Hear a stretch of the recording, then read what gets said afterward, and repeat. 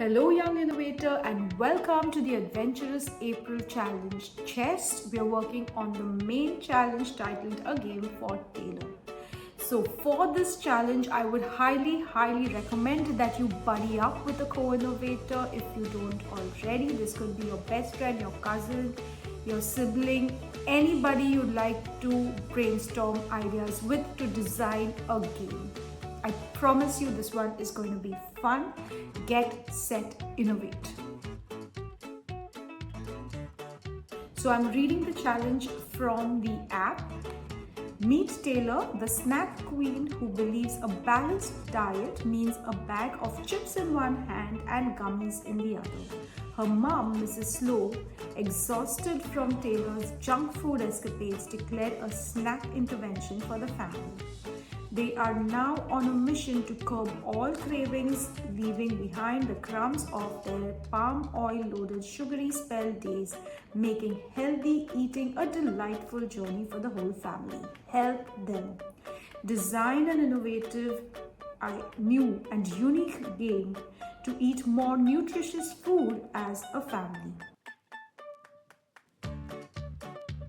Okay, so as you can see, this challenge is about connecting two seemingly very unrelated ideas, gaming and eating nutritious food.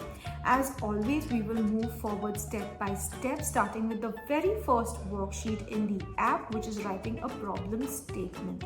What is a problem statement? It is writing a clear and concise description of the problem at hand. Why does a problem, who is affected by the problem, and how might your solution help, right? Now, in this particular challenge, writing a problem statement clearly is even more important so that you don't go off track while designing your game. And you know for sure that the game you have designed is meeting the original purpose of the challenge. Right? So write down a clear and concise problem statement.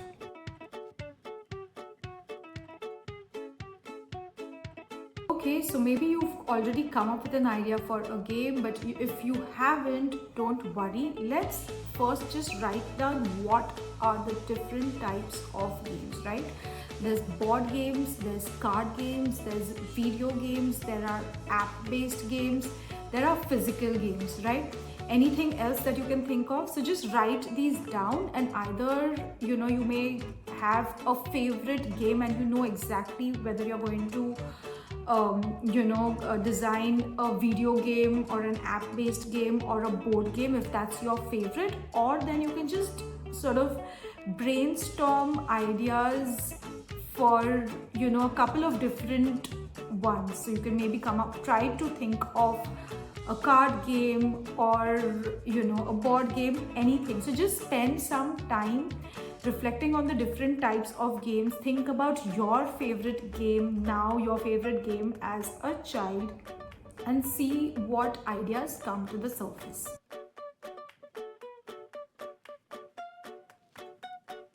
Right, so hopefully you've decided on what type of game you will be designing. So before you get cracking, I once again want you to remember that you need to keep the goal. What is the goal? To eat nutritious food as a family. So don't go off track. Come back to the problem statement every now and then to make sure that you're meeting the goal and the purpose of your game, right? So get cracking.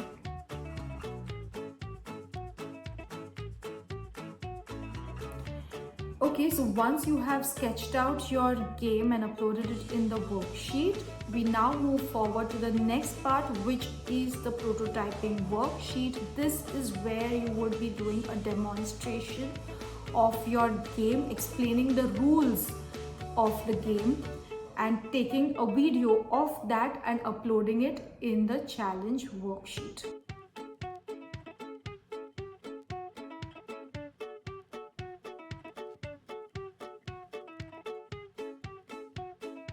So we can now move forward to the last worksheet, which is presenting my idea, that is presenting your game. You're going to write down the key features of the game. You're going to write down why your idea is kick-ass, and you're going to also write some of the cons of your idea.